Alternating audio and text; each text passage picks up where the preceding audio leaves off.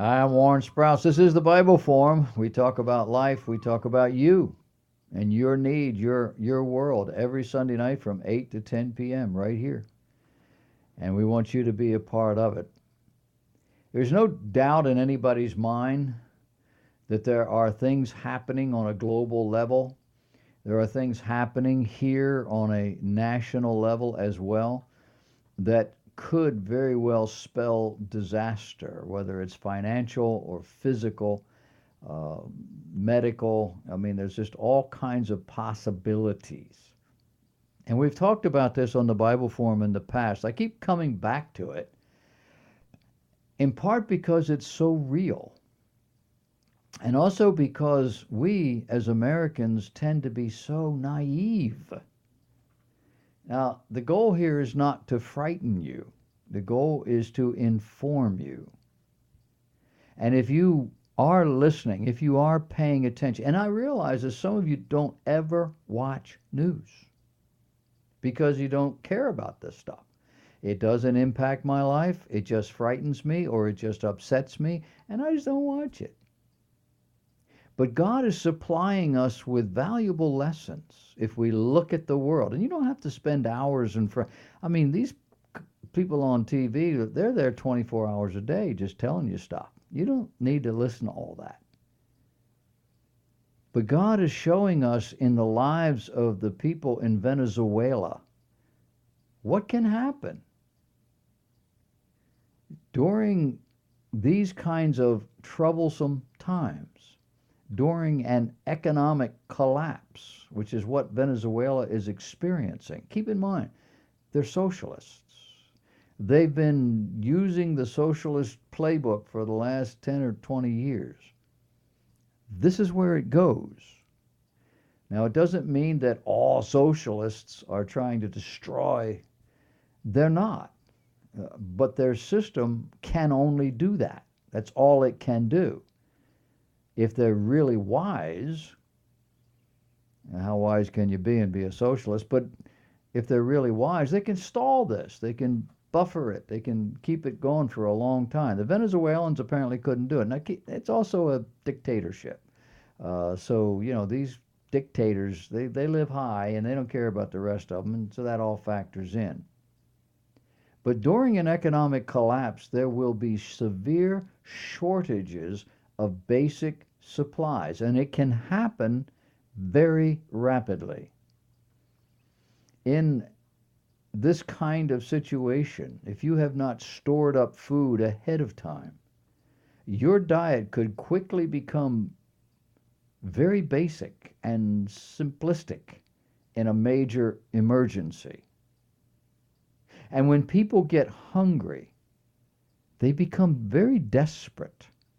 And desperate people will eat just about anything. And as they become desperate, they start looking to see what you have. And they may just wander around in mobs looking to take advantage of whatever they can. Violence is a byproduct of these kinds of collapses. When you get hungry enough, you'll start being desperate, and desperate people can eat just about anything. When the economy melts down, it isn't just the food that's in short supply. This week, there have been several mainstream news stories about the severe shortage of toiletries in Venezuela. Now, my memory says that that's not a new thing for Venezuela. I've heard for years you can go down there, but unless you stay in a really fancy hotel, there's no toilet paper. I don't know that. I don't go there. But that's the kind of thing that's said. But here we are. Shortage of toiletries. If you need medical care during a major economic meltdown, you might just be out of luck.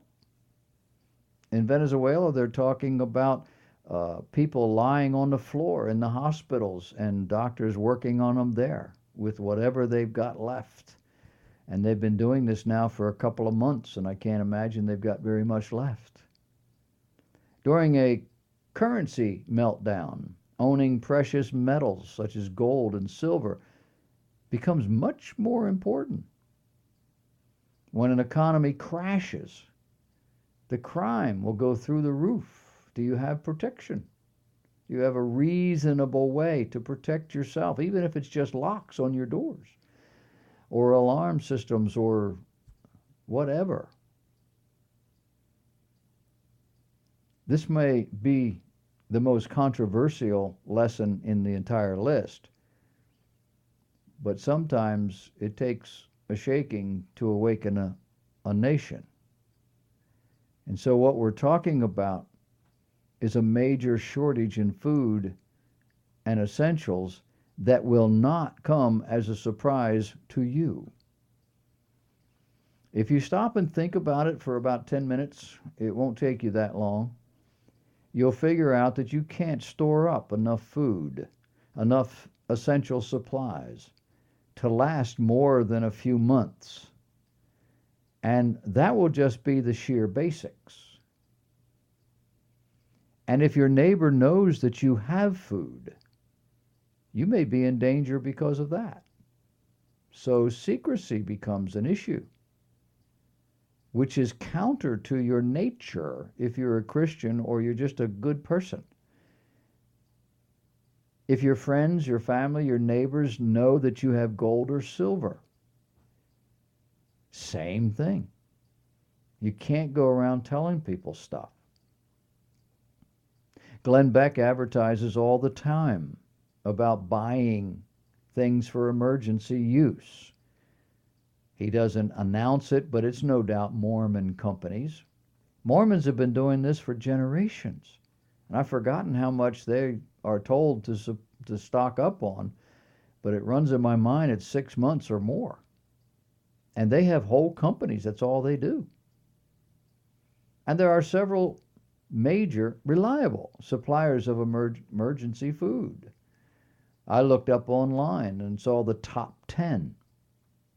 Number 1 is a company called Gourmet Food, and their website is gourmetfood.about.com. And they show, and they all do, a shelf life of 25 years. But they give you an illustration of a package that you can purchase.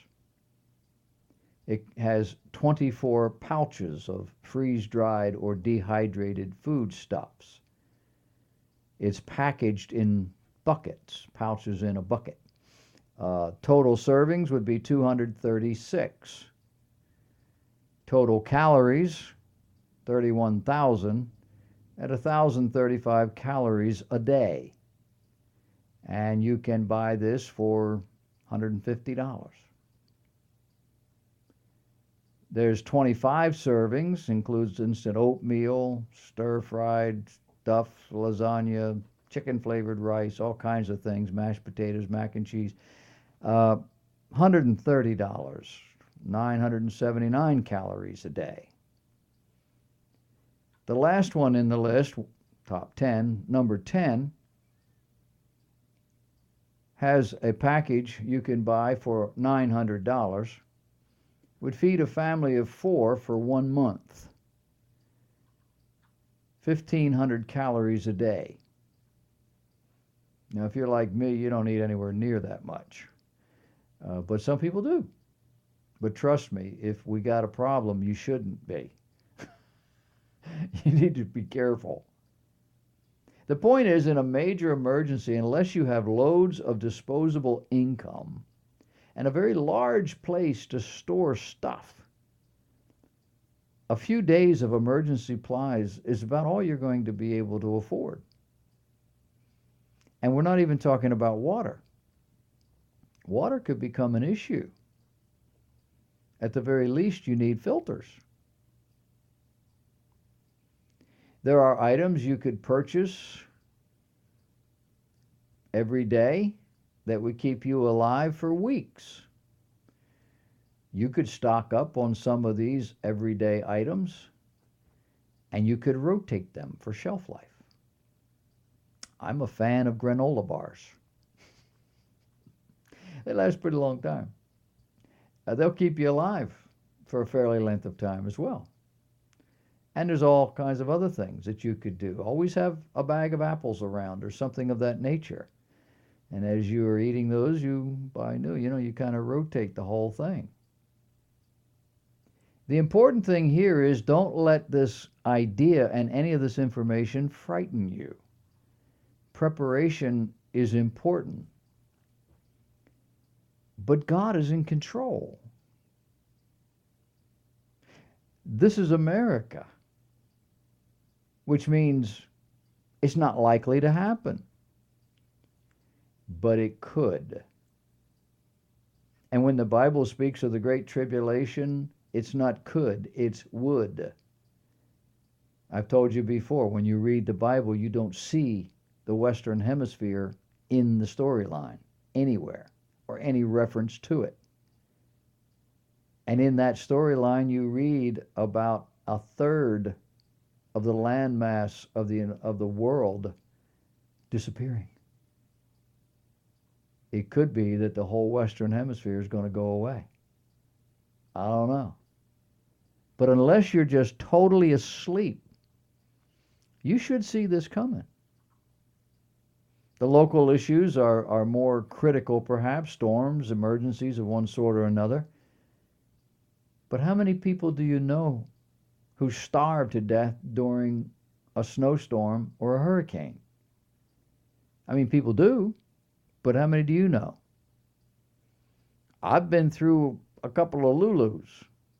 I'm old enough to remember Hurricane Hazel in 1954. That thing came with no warning. I lived in New Jersey. We had a little warning that something was going to happen, but they didn't let school out until after lunch. I remember walking home for lunch, coming back to school, and then being sent home again, 1 o'clock in the afternoon. And that thing hit that night.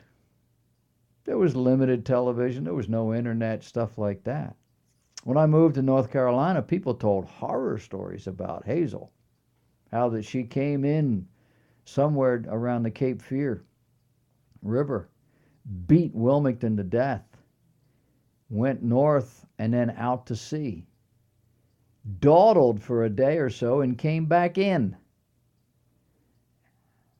Hurricane Hazel was a hurricane when it got to Canada. We had no electricity.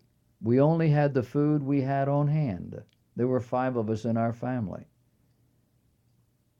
I remember it being a fairly good time. We didn't have television. As kids, we put on little plays for the family. We had an oil lamp. I remember it not being a big deal. And after it was over, it was fascinating. Every tree in the neighborhood was down. We called them monkey ball trees. I don't know what the swamp maples, I don't know what they were. Big old trees, down, fell over. And for the next week, the guys, we got in the top of this tree, and you guys got in the top of that tree, and we threw monkey balls at each other. We had fights, war. But I remember the guys who came to fix stuff. Some of the trees they cut up, hauled away. But the ones that weren't all the way on the ground, somebody strapped a great big chainsaw to his waist and went up that trunk, walking on an angle up to the top, and topped that tree. And then he hung on for dear life as that tree came back up into an upright position. It was fun to watch. And they saved probably half those trees. In Wilmington, when I was there, we lived through Bertha. Big storm, huge storm. That thing also was a hurricane when it got to Canada. We were 5 days without electricity. I lived in a house with no city water, so without electricity, we had no water. We lived by oil lamp, reading until 9 o'clock or whatever, and then the flickering drove you crazy, you went to bed. We ate everything that was in the refrigerator as it was thawing. But after about 2 days, restaurants opened up. So once a day, you could go get a meal. And we had friends who had city water, and we'd take the van and go around with a big old trash can and fill it up with water, and we could flush the toilet. 8 weeks later, we had Hurricane Fran. We were 3 days without electricity then, and a big old pine tree fell next to my house. I didn't know anything about pine trees. They don't fall over like big broadleaf trees. They break off halfway up and fall down. They drop 30, 40 feet. When they hit the ground, the whole place shakes, and don't let your car be underneath one of them. What I'm saying is, if it's a few days, it's not a panic. I don't go down to the store when they say, oh, there's a storm coming, go down and get one. I don't do that. I don't need to do that. I don't even have to eat for 2 days. You know, it's not the end of the world. Most of us could go without food. Wouldn't hurt us. Diabetics, they're going to need their medication. They're going to have to eat on a regular basis. People who have hypoglycemia, you got to have some cheese. But unless somebody drops a bomb on us, or the Yellowstone caldera blows up, or they drop an EMP thing over Kansas City, we're not going to have anything that's long term. And if any of those three things happen, nobody's going to have anything. But in all of this, knowledge is power. This is not Venezuela. Well, not yet. If Bernie gets elected, there's no telling. But a word to the wise. Be smart and be prepared.